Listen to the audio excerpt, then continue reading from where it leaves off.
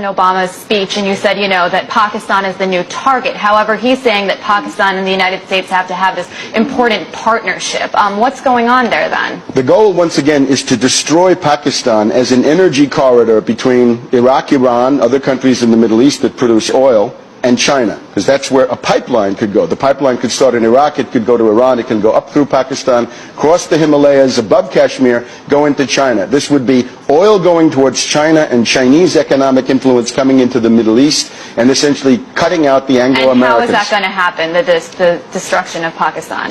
The idea is to provoke a civil war. In other words, take the existing civil war inside Afghanistan and massively export it. The U.S. would possibly consider a direct attack on Pakistan, but they can't, because Pakistan is too big and it has nuclear weapons. So there's nuclear deterrence. The only way to do it is to take the Pashtun population in Afghanistan and Pakistan, rile them up into an independence movement, do the same thing with the people in Baluchistan, and with that you've carved Afghanistan, you've broken Pakistan into 4 pieces or 3, and you've even started to carve Iran, because those Baluchis are a peripheral group of the Iranians. So